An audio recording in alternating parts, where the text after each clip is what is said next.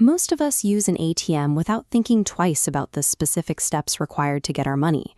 To make a withdrawal, you have to provide two very different things. First, there is the physical bank card, something you have in your hand. Then there is your secret PIN, something you know in your head. This creates a safety net. If a thief happens to see you type your PIN, they still cannot touch your account because they don't have your physical card. This everyday two-step logic is the exact foundation we use to protect our digital lives from modern cyber threats. For years, our online accounts worked differently. A single password was usually our only lock and our only line of defense. Today, attackers use highly realistic phishing emails, like a fake invoice or a delivery alert, to trick people into typing those passwords into a fraudulent website. Once an attacker has your password, they can log in from anywhere to your own files.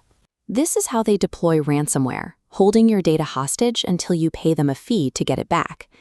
Because a password can be stolen and used by someone on the other side of the planet, a secret phrase is no longer enough to prove you are actually the one trying to log in.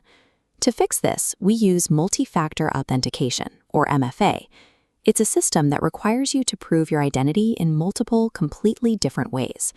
Think of your digital account as a high-security vault door. To get inside, you have to bypass three distinct types of locks. The first lock is something you know. This is your standard password or a PIN. Since a password can be stolen from a distance, we add a second lock. This second lock is something you have. This is a physical object, like your smartphone receiving a code or an app generating a unique number. The third lock is something you are. These are your own unique biological traits, like your fingerprint or your face. By requiring more than one type of proof, we make sure that a stolen password isn't enough for a hacker to get through the door. Let's see how this works during a real-world attack.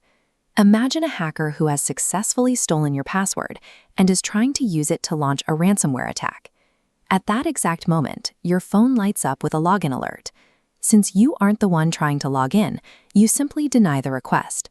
Look at the logic here. The hacker has the password, what you know, but they don't have your phone or your fingerprint. Because they can't provide all the pieces of the puzzle, the connection to your data is broken. This physical interruption stops the attack immediately, making that stolen password completely worthless to the remote hacker. This layered strategy is what experts call defense in depth. Ransomware relies on finding easy ways in, like weak passwords or outdated apps that are missing their latest security fixes.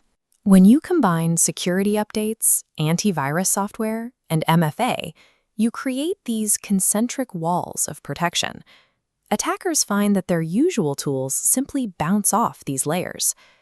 Out of all these layers, MFA is the ultimate gatekeeper, blocking the vast majority of automated attacks on your accounts.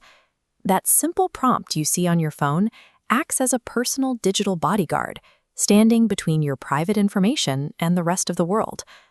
Turning on MFA for your email and banking accounts ensures that you are the only person who can grant access to your digital vault.